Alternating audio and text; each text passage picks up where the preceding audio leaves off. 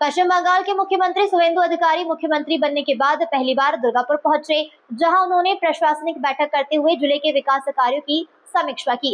इस बैठक में कैबिनेट मंत्री अग्निमित्रा पॉल, दुर्गापुर पूर्व एवं पश्चिम के भाजपा विधायक, भाजपा सांसद सौमित्रा खान, राज्य सरकार के मुख्य सचिव समेत जिला प्रशासन के तमाम अधिकारी, वरिष्ठ अधिकारी मौके पर मौजूद रहे। बैठक के दौरान मुख्यमंत्री ने जिले में चल रहे विकास कार्यों की प्रगति की समीक्षा की और भविष्य में विकास योजनाओं को किस तरीके से आगे बढ़ाया जाए, इस पर अधिकारियों के साथ विस्तृत चर्चा की। बैठक के बाद पत्रकारों से बातचीत करते हुए मुख्यमंत्री शुवेंदु अधिकारी ने कहा कि पिछली सरकार के समय प्रशासनिक बैठकों के नाम पर जनता के पैसों का दुरुपयोग किया जाता था, लेकिन भाजपा सरकार में अब ऐसा नहीं होगा। उन्होंने कहा कि भाजपा की डबल इंजन सरकार केवल वास्तविक विकास पर ध्यान देगी और जनता को भ्रमित करने वाली योजनाओं या फिर दिखावे की राजनीति से दूर रहेगी। दुर्गापुर नगर निगम चुनाव को लेकर पूछे गए सवाल पर मुख्यमंत्री ने कहा कि चुनाव कराने का फैसला राज्य चुनाव आयोग करेगा, लेकिन राज्य सरकार दुर्गापुर और काली पूजा के बाद हावड़ा के साथ साथ दुर्गापुर में भी नगर निगम चुनाव कराने के लिए पूरा सहयोग करेगी।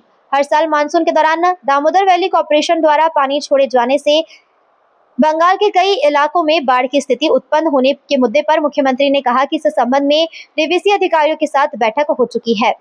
उन्होंने बताया कि राज्य को 5 हिस्सों में बांटकर विशेष योजना बनाई गई है ताकि भविष्य में कहीं भी बाढ़ जैसी स्थिति उत्पन्न न हो। मुख्यमंत्री ने यह भी दावा किया है कि भाजपा शासन में पश्चिम बंगाल में होने वाले सभी चुनाव निष्पक्ष होंगे और लोग अपनी इच्छा से मतदान कर सकेंगे। उन्होंने कहा कि फलता में हाल ही में हुए मतदान ने यह साबित कर दिया है कि भाजपा लोकतंत्र के प्रति पूरी तरीके से प्रतिबद्ध है। वहीं बैठक में मौजूद मंत्री अग्निमित्रा पाल ने अभिषेक बनर्जी को लेकर कोलकाता हाईकोर्ट के फैसले पर सवाल किया है। अदालत ने कहा है कि अभिषेक बनर्जी बिना कोर्ट को जानकारी दिए विदेश यात्रा नहीं कर सकते। इस पर अग्निमित्रा पाल ने तंज कसते हुए कहा कि ममता बनर्जी और अभिषेक बनर्जी ने राज्य में कितने अस्पताल बनाए हैं, इन पर अभिषेक बनर्जी का इलाज भी राज्य में ही हो सकता है। उन्होंने व्यंग करते हुए कहा कि कम से कम राज्य सरकार यह व्यवस्था जरूर कर सकती है कि अभिषेक बनर्जी को सरकारी अस्पताल में एक बेड पर 3 मरीजों के साथ न रहना पड़े और उन्हें इलाज के लिए विदेश न जाना पड़े। আগের সরকার যেভাবে অভয়ার কেসকে ধামাচাপা দিয়ে আসল দোষীদের আড়াল করে চূড়ান্তভাবে যে নিয়ম, যে আইন নিজের হাতে তুলে নিয়ে সমস্ত শুধু অভয়ার পরিবার নয়, সমস্ত বাংলার মা বোনেদের প্রতারণা করেছেন, শুধু অভয়া নয়, আজ যা যা এই টেনিউরে 15 বছরে মহিলাদের ওপর অত্যাচার, আক্রমণ এবং প্রাতিষ্ঠানিক দুর্নীতি, একটা মহিলাদের ওপর আক্রমণ, একটা প্রাতিষ্ঠানিক দুর্নীতি, সব খাতা খোলা হবে। অপেক্ষা করুন, শুধু সময়ের অপেক্ষা। দেখুন, বিশেষ বার্তা নয়, আমরা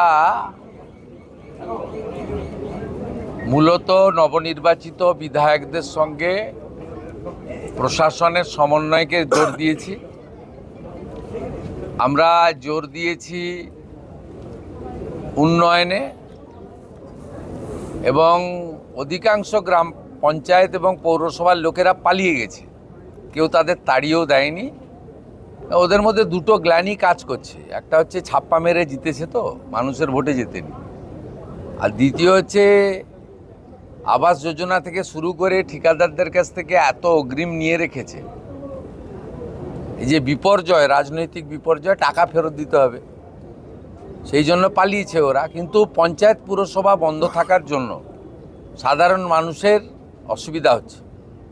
আমরা আজকে বলে দিলাম যে পঞ্চায়েতে সচিব আছে, সচিব কাজ করবেন, পঞ্চায়েত অফিসকে অচল করে রাখার কোনো অধিকার কোনো ব্যক্তি বা কোনো দলের নেই। পঞ্চায়েত সমিতির তো এক্সিকিউটিভ অফিসার হচ্ছেন বিডিও, তিনি কাজ করবেন। আমাদের সমস্ত স্কিম চালু করতে হবে। তৃতীয়ত, কেন্দ্রীয় সরকারের সমস্ত স্কিমে যুক্ত হয়ে গেছি আমরা, তার সুফল যাতে আগামী জুলাই মাস থেকে জনগণ পায়, তার জন্য প্রাথমিক যে কাজ, আয়ুষ্মান ভারতের পোর্টাল, বিশ্বকর্মা যোজনার এমএসএমই ডিপার্টমেন্টের কমিটি তৈরি করে ট্রেনিংয়ের প্রস্তুতি, আরও নতুন 15 লক্ষ মা বোন দিদিকে উজালার 400 টাকা কম গ্যাসের সুযোগ পাইয়ে দেওয়া, উজালা 3। এরকম অসংখ্য জায়গায় রয়েছে যেগুলো নেগলেক্ট হয়েছিল।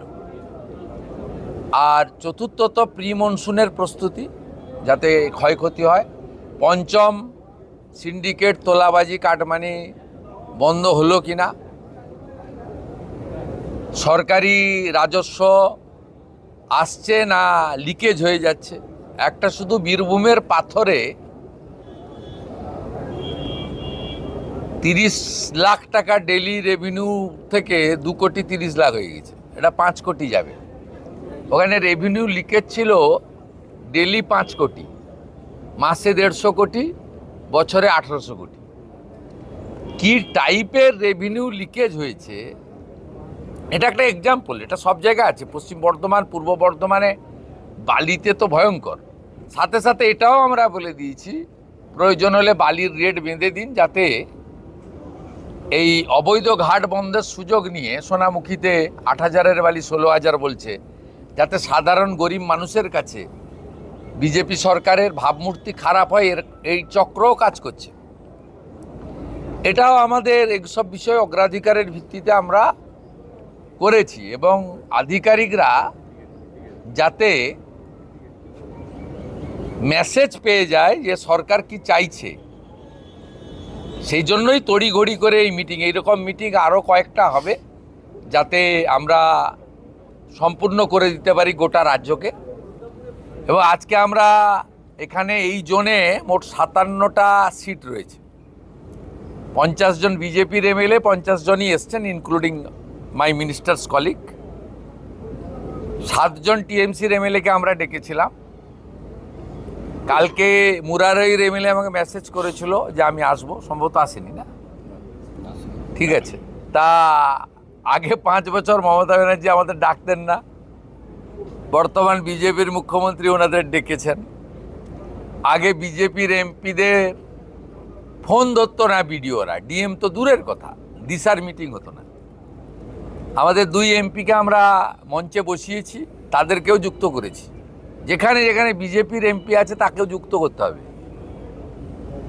তারা দিল্লি থেকে টাকা নিয়ে আসবে, এনএইচের স্কিম, রেলের স্কিম সব ওরা দায়িত্ব নিয়ে আসবে। ডবল ইঞ্জিনের সুফল আমরা মানুষকে পৌঁছে দিতে চাই। পরিশেষে দুর্গাপুরে শিল্পাঞ্চলের বিষয়ে আমাদের 2-3 মাস আপনারা দিন।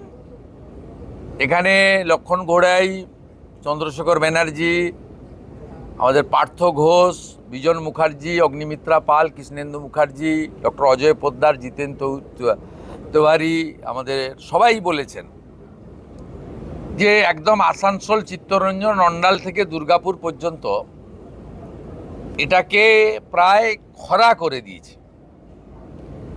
সেল, অন্যান্য যা অর্গানাইজেশন আছে, সেন্ট্রাল গভর্নমেন্ট, স্টেট গভর্নমেন্ট, আমরা একসঙ্গে মিলে এখানে কিভাবে শিল্পে জোয়ার আনতে পারি, বিকল্প কর্মসংস্থানের সুযোগ দিতে পারি, এটাও আছে। কিন্তু আমরা ওই হাততালি কুড়ানোর জন্য ওই দেউচা পাচামির মতো ফ্রড কথাবার্তা বলি না, বলবো না। আমরা সিদ্ধান্ত নিয়েছি কথা কম কাজ বেশি, যা বলবো ভেবে বলবো, আর যেটা বলবো সেটা করে দেখাবো। আর লাস্ট আপনাদের বললাম, আজকে মুখ্যমন্ত্রী এসেছিলেন, 5 জন মন্ত্রী এসেছিলেন, চিফ সেক্রেটারি, ডিজিপি এসেছিলেন। রাস্তা বন্ধ হয়েছে? এর আগে সরকারের এই ধরনের প্রশাসনিক সভায় 2 থেকে 4 কোটি টাকা খরচ হতো। আজকে আমাদের ন্যূনতম যেটুকু না করলে নয়, সবাই দুপুরের পরে যোগদান করলেন, সন্ধ্যার সময় বেরিয়ে বাড়ি চলে গেলেন। আমরা প্রশাসনিক খরচ কমানোর উদ্দেশ্য নিয়েই, অপ্রয়োজনীয়, বিগত দিনের সরকারের সময় 3 দিন ধরে সব শুট বুক থাকতো। 40 জন আইএস, 50 জন আইপিএস, 7,000 পুলিশ এবং কয়েক কোটি টাকা জলে ফেলা হতো। আজকে এগুলো আশা করি দেখতে পাননি, ভবিষ্যতেও আমরা সুযোগ দেব না এসব দেখার। এটা প্রো পিপুল গভর্নমেন্ট, ডবল ইঞ্জিন গভর্নমেন্ট। এই গভর্নমেন্ট মানুষ যা চায় তাই করবে। আপনার সরকার আপনার পাশে, আপনারা এই সুযোগ পরিষেবা আপনারা পাবেন। এটাই ছিল আমাদের মূল বিষয়। আমাদের ইতিমধ্যে নবান্নতে ডিবিসির চেয়ারম্যান আইএস সুরেশ কুমারকে রেখে মিটিং হয়ে গেছে, কোঅর্ডিনেশন মিটিংও হয়ে গেছে। আমরা 5টা জোনে ভাগ করেছি। এমনি সব জায়গায় বিডিও এসডিওরা ইরিগেশনকে নিয়ে করবে, 5টা জোনে ভাগ করেছি আমরা। নিম্ন দামোদর, ঘাটাল, কান্দি, মালদা, উত্তরবঙ্গ, 5টা জোনে বিভিন্নভাবে ভাগ করা হয়েছে, যেখানে এই জলে মনসুনের সময় বিগত দিনে ঘটনাগুলো ঘটে এবং মানুষ কষ্ট পায়। আমরা এক্ষুনি 100% সলিউশন করতে পারবো না, কারণ আমরা একদম খুব অল্প সময়ের জন্য দায়িত্ব নিয়েছি। কিন্তু সরকার ক্যালাস সরকার হবে না, আর পাহাড়ে মানুষ ভেসে চলে যাবে, আর মুখ্যমন্ত্রী মা দুর্গাকে নিয়ে প্যারেড করবেন, এসব কাজ এই সরকার করবে না। এটা সংবেদনশীল সরকার, সচেতন সরকার, জনগণের প্রতি দায়বদ্ধ থাকা সরকার। তার জন্য প্রি মনসুনের যা যা কাজ করা উচিত আমাদের ক্যাপাসিটির মধ্যে আছে, আমরা স্টার্ট করে দিয়েছি। Don't get worried.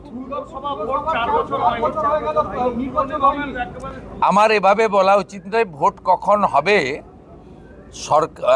State election commission বলবে।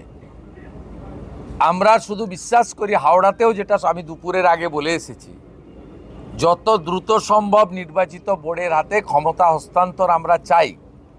দুর্গাপুরের মানুষকে আমি আশ্বস্ত করতে চাই, দুর্গাপূজা বা কালী পুজোর পরে যে কোনো সময় নির্বাচন করার বিষয়ে সংশ্লিষ্ট দপ্তরের মন্ত্রী অগ্নিমিত্রা পাল বা রাজ্য সরকার, আমরা সহযোগিতা করব স্টেট ইলেকশন কমিশনকে। তার আগে ডিলিমিটেশন, চূড়ান্ত ভোটার তালিকা প্রকাশ এবং এখন যে নাগরিক পরিষেবাটা চালু করা দরকার, এই কাজটা করার জন্য আমরা নির্দেশিকা বলেছি এবং মাননীয় মন্ত্রী নিজে মনিটরিং করছেন প্রধান সচিবকে নিয়ে। শুধু একটা কথা আমি দুর্গাপুরের মানুষকে আশ্বস্ত করতে চাই, 2017 সালে আপনারা দুর্গাপুর কর্পোরেশনের ভোটে কেউ ভোট দিতে পারেননি। ভারতীয় জনতা পার্টির শাসনকালে কোনো নির্বাচনে কোনো ভোটাধিকার থেকে বঞ্চিত হবেন না। আমাদের সময়কালে একটি রিপোল চলছে, ফলতাতে আপনারা শত চেষ্টা করেও উৎসবের পরিবেশ ছাড়া অন্য কিছু ছবি দেখাতে পারেননি এবং 90% পোল রিপোলে হয়েছে। বিশেষ করে 10 বছর বঞ্চিত থাকা ভোটাররা উৎসবের মতো ভোট দিয়েছেন। গ্রামবাসীরা সবাই মিলিত হয়ে খাওয়ারের ব্যবস্থা করে ভোট দিচ্ছেন। আমি টিভিতে ইউটিউবে যা দেখছি, তাতে ভারতীয় জনতা পার্টির শাসনকালে প্রথম একটি নির্বাচন গণতন্ত্রের মহোৎসবের মতো কিভাবে উৎসবের আকার নিতে পারে, ফলটা দেখলেই সারাটা দিন কেমন যাবে ভোরবেলায় বোঝা যায়। তাই দুর্গাপুরের মানুষ আশ্বস্ত থাকতে পারেন, বাঁকুড়া থেকে বীরভূম থেকে গুন্ডা এনে 2017 সালে আপনাদের ভোট দিতে দেননি। তাই আপনারা যখনই সুযোগ পান ওদেরকে শিক্ষা দেন। 2019-এ শিক্ষা দিয়েছিলেন, আলুয়া লেজি জিতেছিল। 2021-এও আপনারা একটা সিট জিতিয়েছিলেন, আর একটা সিট খুব ক্লোজ 2000 না 2500-এ আমরা লস করেছিলাম। 24-এও দিলীপ দাকে লিড দিয়েছেন এখান থেকে দুটো সিটেই। আর এবারে তো একজন 38, একজন 32, একদম হাত খুলে ভোট দিয়েছেন।